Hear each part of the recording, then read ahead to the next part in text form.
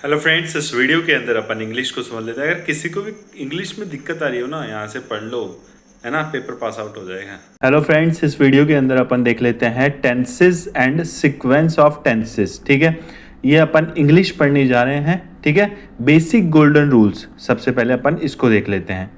ये जो अपन ना वीडियो है, इस वीडियो के अंदर अपन जो भी पढ़ रहे हैं वो आप सारे के सारे कॉम्पिटिटिव एग्जाम है उसके अंदर यूज़ कर सकते हो। ठीक है, सबसे पहले आता है रूल नंबर 1। अब ये रूल नंबर 1 क्या बोलता है? Simple present tense. इसके अंदर वर्ब की फर्स्ट फॉर्म यूज़ होती है, ये आपको पता ही होगा। देखो अब क्या प्रयोग होगा इसके अंदर। देखो, अगर यदि वाक्य में ये शब्द दे रखे हो, मतलब अगर कोई सेंटेंस है उसके अंदर, वाक्य के अंदर आपके ऑलवेज लिखा हुआ है, मतलब हमेशा, है ना, डेली लिखा हुआ है, यूजुअली लिखा हुआ है, ओकेशनली लिखा हुआ है, या फिर एवरीडे, वीक, या फिर मंथ, या फिर ईयर लिखा हुआ है, हैबिट लिखा हुआ है, मतलब आदत सी आ रही है ना। टेंस के अंदर नेवर लिखा हुआ हो, ऑफन लिखा हुआ, जर्नली लिखा हो, या फिर सेल्डम, रेयरली, या फिर हार्डली लिखा हुआ हो, या फिर once a day, twice a week लिखा हुआ हो, या फिर यूनिवर्सल ट्रूथ, सार्वभौमिक सत्य, ऐसा कुछ भी अगर टेंस के अंदर आता है ना, तो आपको क्या यूज़ करना पड़ेगा?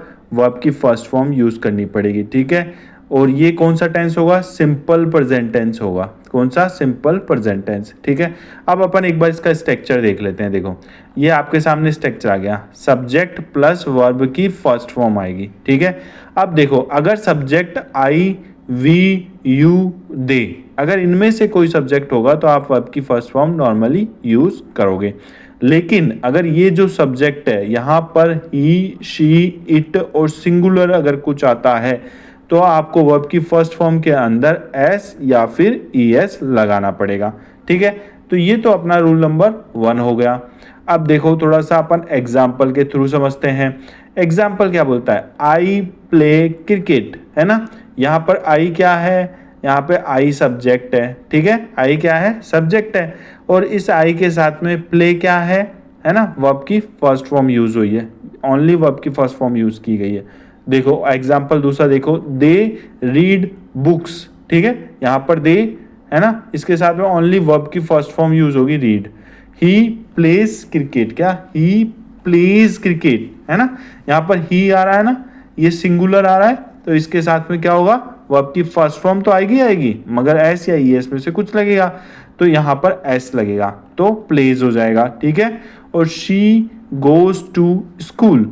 ठीक है, तो यहाँ पर क्या आ रहा है? यहाँ पे आ रहा है शी आ रहा है। ठीक है, ये शी क्या है? सिंगुलर है, तो वर्ब की फर्स्ट फॉर्म के साथ में एस या ई एस में से भी कोई एक चीज लगेगी, तो अपन लगाएंगे शी गोज, है ना। गो के साथ, मतलब गो वर्ब की फर्स्ट फॉर्म हो गई, उसके साथ में ई एस लगा, गोज टू स्कूल। ठीक है, अब अपन को देखना है कि कब तो किसी वर्ब के अंदर एस लगेगा और कब ई एस लगेगा, है ना, ये आपको पता होना चाहिए। देखो, अगर किसी वर्ब के एंड में S, S S, S H, C H, X, O या फिर जेड ऐसा कुछ आता है, तब तो आपको क्या लगाना है?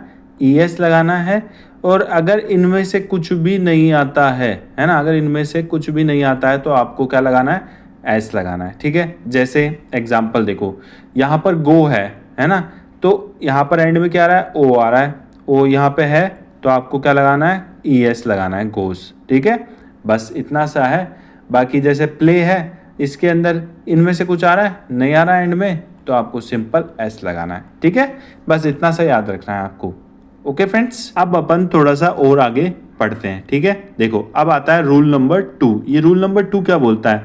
मॉडल वर्ब के बाद हमेशा वर्ब की फर्स्ट फॉर्म। देखो, अगर यदि सेंटेंस में, मतलब आपके वाक्य के अंदर can, could, shall, should, will, would, may, might या मस्ट, इनमें से कुछ भी आता है ना, तो आपको याद रखना है मॉडल के बाद में हमेशा वर्ब की फर्स्ट फॉर्म आएगी। ये क्या है? ये सारी की सारी मॉडल्स है। ठीक है, इनके बाद में वर्ब की फर्स्ट फॉर्म यूज में ली जाती है।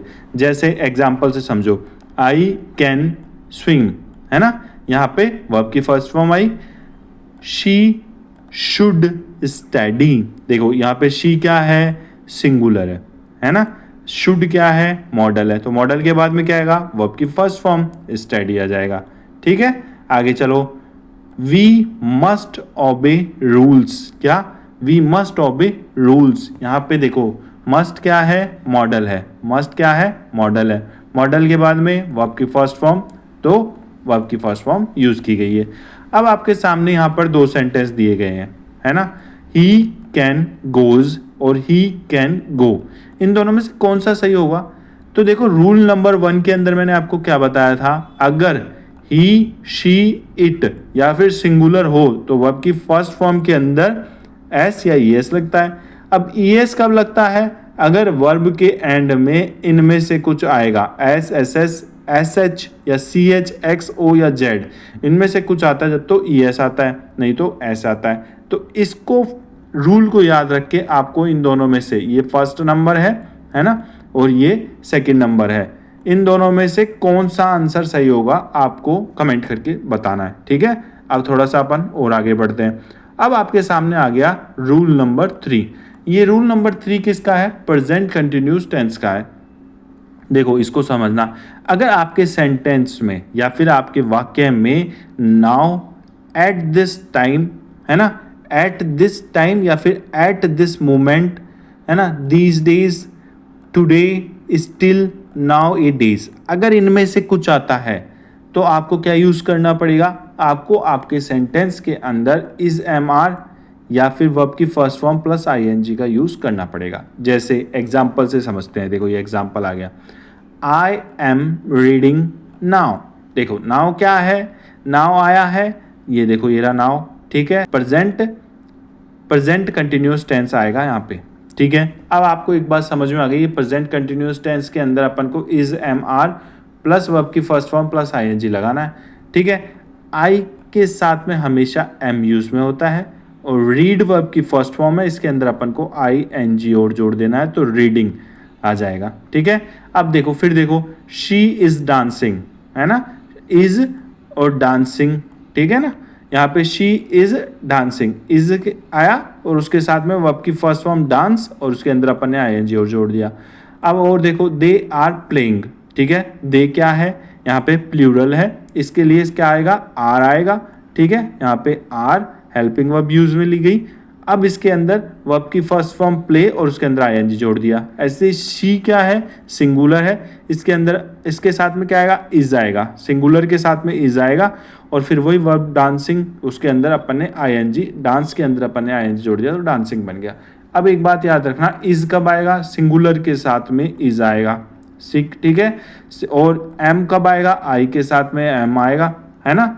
और आर कब आएगा, प्लूरल हो, अगर आपका सब्जेक्ट प्लूरल हो तब आपका क्या आएगा, आर आएगा, ठीक है। यहाँ पे सब्जेक्ट क्या है, दे, शी, आई, है ना, ये क्या है, सब सब्जेक्ट है। अब अपन थोड़ा सा आगे चलते हैं। देखो रूल नंबर 4 क्या बोलता है, सिंपल पास्ट टेंस, ठीक है।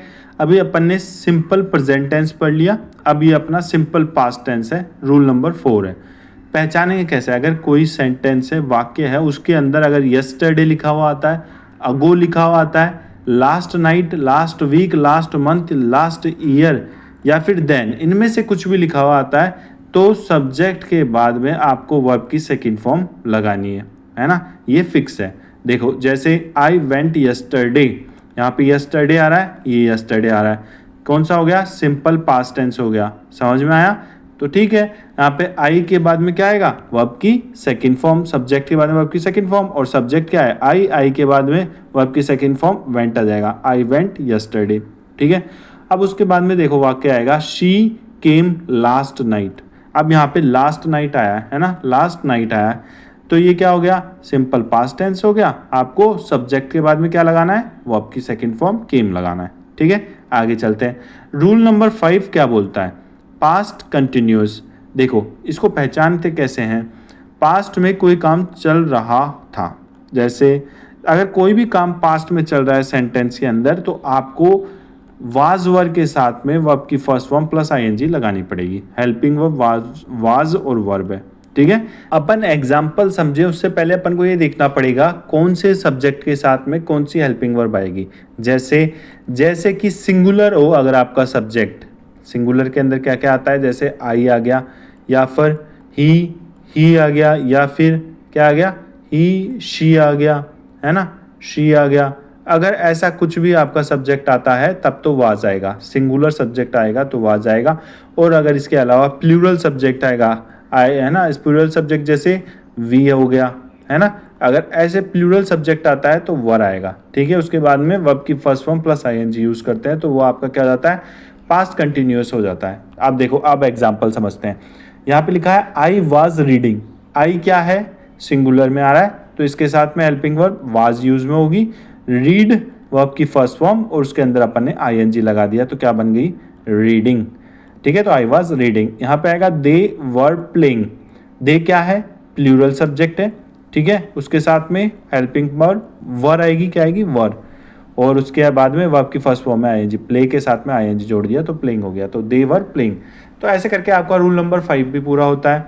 अब अपन चलते हैं रूल नंबर 6 के ऊपर, प्रेजेंट परफेक्ट के ऊपर। ये क्या बोलता है, अगर किसी सेंटेंस के अंदर already, just, yet, recently, lately, so far या एवर, अगर ऐसा कुछ भी आता है तो आपको समझ जाना है वो प्रेजेंट परफेक्ट टेंस है ना। इस प्रेजेंट परफेक्ट टेंस के अंदर हेल्पिंग वर्ब क्या आती है, हैज हैव आती है और इसके बाद में वर्ब की थर्ड फॉर्म यूज की जाती है। देखो फ्रेंड्स, एक चीज और समझानी है मेरे को, जो प्रेजेंट परफेक्ट टेंस होता है उसके अंदर हेल्पिंग वर्ब होती है हैज हैव और मेन वर्ब होती है वर्ब की थर्ड फॉर्म। अब ये हैज किसके साथ यूज होता है और हैव किसके साथ यूज होता है। देखो, हैज तो अगर आपका सब्जेक्ट सिंगुलर है तब तो हैज यूज होगा, जैसे ही, शी, आई और इट। अगर आपका सब्जेक्ट प्लूरल है जैसे वी और दे, तो आपकी हेल्पिंग वर्ब क्या यूज होगी, हैव यूज होगी। क्या हेल्पिंग वर्ब यूज होगी, हैव। ठीक है, अगर आपका सब्जेक्ट प्लूरल है। अब बात ये आती है कि ये आए तो सिंगुलर है ना, तब अब इसके साथ में हमेशा हैव यूज में हो रहा है ना। आई सिंगुलर है मगर फिर भी इसके साथ में हैव यूज हो रहा है, क्यों। तो ये देखो, आपको ये चीज याद रखनी है, हैव क्यों यूज हो रहा है। देखो, इसका प्रयोग सभी बहुवचन प्लूरल कर्ताओं के साथ साथ आई और यू के साथ भी होता है। किसका, हैव का यूज। तो आपको हमेशा याद रखना है कि हैज का यूज सिंगुलर के साथ में होता है, हैव का यूज प्लूरल सब्जेक्ट आता है तब होता है। मगर आई और यू आए, सिंगुलर सब्जेक्ट आए, तब भी आपको helping verb have he use में लेनी है। ठीक है, अब देखो रूल नंबर 7 क्या बोलता है, प्रेजेंट परफेक्ट कंटिन्यूअस, है ना। पहचानेंगे कैसे कि प्रेजेंट परफेक्ट कंटिन्यूअस टेंस है। तो देखो, अगर किसी सेंटेंस के अंदर सिंस या फोर आता है या फिर काम अभी भी जारी है तो वहाँ पे प्रेजेंट परफेक्ट कंटिन्यूअस टेंस होगा। ठीक है, इसका स्ट्रक्चर देखो, has, have plus been plus verb की फर्स्ट फॉर्म प्लस आईएनजी आपके सेंटेंस के अंदर लगाएंगे अपन। ठीक है, हैज हैव क्या है, हेल्पिंग वर्ब है ना। बीन लगाएंगे, उसके बाद में वर्ब की फर्स्ट फॉर्म में आईएनजी अपन लगा देते हैं। जैसे एग्जाम्पल से समझते हैं, देखो यहाँ पे है एग्जाम्पल। एग्जाम्पल पहला बोलता है I have been studying for 2 hours. देखो, लगातार काम चल रहा है ना, और यहाँ पर 4 आ रहा है। ठीक है, तो ये क्या होगा, प्रेजेंट परफेक्ट कंटिन्यूअस टेंस होगा। अब देखो, सबसे बड़ी बात ये होती है, हैज तो सिंगुलर के लिए यूज में होगा और हैव प्लूरल के लिए यूज में होगा। ठीक है, हैज किसके लिए, सिंगुलर के लिए। सिंगुलर सब्जेक्ट आती है तब तो आपको हेल्पिंग वर्ब हैज यूज करना है, और अगर प्लूरल सब्जेक्ट आता है तो आपको क्या यूज करना है, हैव यूज करना है। प्लूरल सब्जेक्ट आने पर आपको हेल्पिंग वर्ब हैव यूज करना है। बाकी बीन प्लस वर्ब की फर्स्ट फॉर्म प्लस आईएनजी ऐसे कैसे यूज हो जाएगा। ठीक है, उसकी कोई दिक्कत नहीं है। अब आप बोलोगे कि सर आपने अभी पहले बताया था आई तो सिंगुलर होता है, तो आई के साथ में तो हैज आना चाहिए मगर यहाँ पे हैव आ रहा है। तो देखो, मैं आपको बता दूं, यहाँ पर एक ये केस है जो आपको याद रखना है, आई के साथ में हमेशा हैव आएगा। क्या, आई के साथ में क्या आएगा, हैव आएगा। जैसे I have been studying for 2 hours. ठीक है, तो आई के साथ में हेल्पिंग वर्ब हैव आई, उसके बाद में बीन यहाँ पे दे रखा, अपन ने ऐसे कैसे लगाया, स्टडी वर्ब की फर्स्ट फॉर्म है, उसके अंदर अपन ने आईएनजी लगा दी। तो इस तरह से अपन को पता चला ये प्रेजेंट परफेक्ट कंटिन्यूअस टेंस आएगा।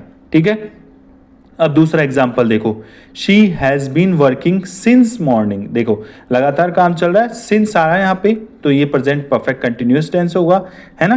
क्यों, क्योंकि यहाँ पे देखो हैज आ रहा है, हैज किसके साथ आता है, सिंगुलर सब्जेक्ट। यहाँ पे शी क्या है, सिंगुलर है, उसके साथ में अपन ने हेल्पिंग वर्ब हैज लगाई, उसके बाद में बीन लगाए, वर्ब की फर्स्ट फॉर्म वर्क है, इसके अंदर अपन ने आईएनजी जोड़ दिया, वर्किंग हो गया।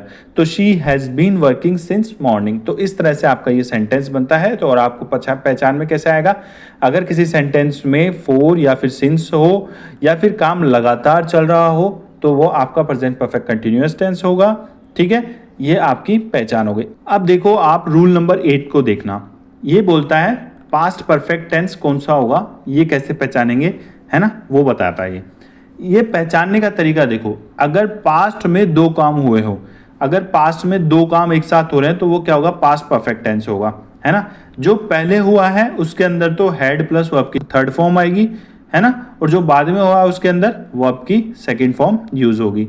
आप बोलोगे सर नहीं समझ में आया, तो ठीक है, इसके अंदर दो चीज समझनी है आपको, एक तो बिफोर और आफ्टर। इसका रूल आता है, वो किस में आता है, पास्ट परफेक्ट टेंस में आता है। ठीक है, देखो यदि बिफोर हो, है ना, अगर सेंटेंस के अंदर बिफोर हो, जैसे यहाँ पे बिफोर लिखा है, ये आपका एक एग्जाम्पल है, इस एग्जाम्पल के अंदर बीच में बिफोर लिखा हुआ आ रहा है।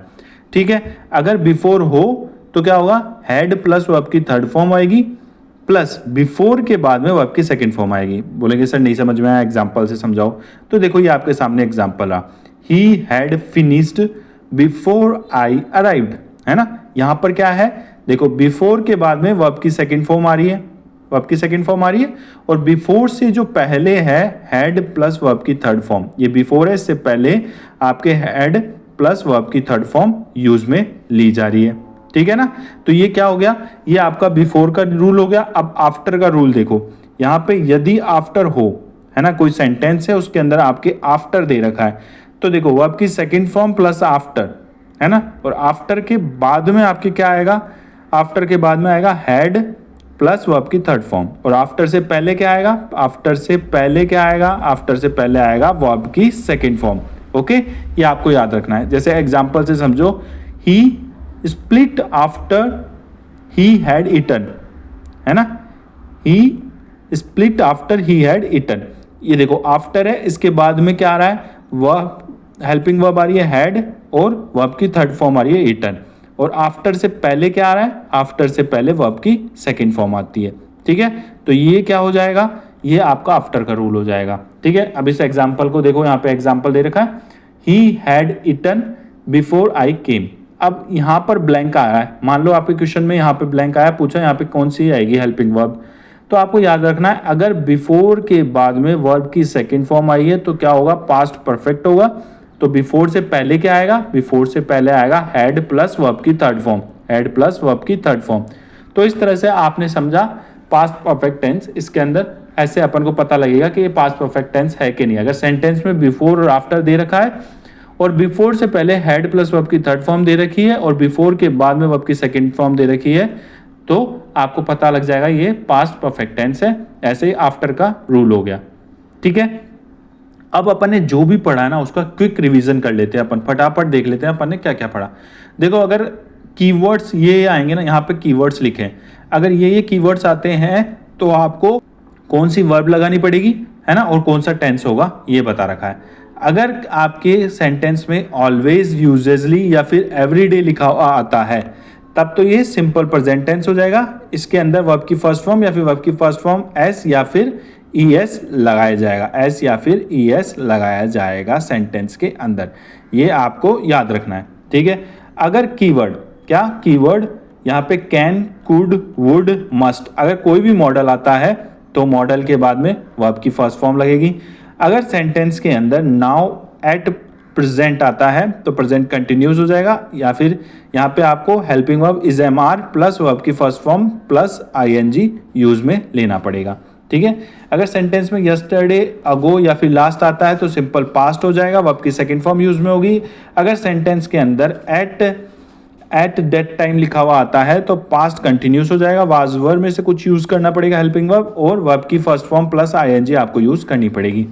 ऐसे ही सेंटेंस में ऑलरेडी, जस्ट या फिर येट लिखा हुआ आता है तो टेंस कौन सा हो जाएगा, प्रेजेंट परफेक्ट टेंस हो जाएगा। हेल्पिंग वर्ब कौन सी हो जाएगी, हैज हैव प्लस वर्ब की थर्ड फॉर्म हो जाएगी। ऐसे ही सिंस और फॉर अगर सेंटेंस में आता है, कार्य जारी है, मतलब कोई भी काम लगातार चल रहा है, तो प्रेजेंट परफेक्ट कंटिन्यूअस टेंस आ जाएगा। हेल्पिंग वर्ब क्या आ जाएगी, has have been plus verb की फर्स्ट फॉर्म प्लस आईएनजी। ठीक है, अगर कोई सेंटेंस के अंदर बिफोर और आफ्टर आता है तो पास्ट में दो कार्य हो रहे हैं, मतलब दो काम पास्ट में चल रहे हैं, तो पास्ट परफेक्ट हो जाएगा। आपको स्ट्रक्चर पता ही है, इसके अंदर हेड प्लस वर्ब की थर्ड फॉर्म यूज में ली जाती है। तो इस तरह से अपन ने ये बेसिक्स समझे हैं अभी तक, ठीक है। अगले वीडियो में अपन इससे आगे समझेंगे।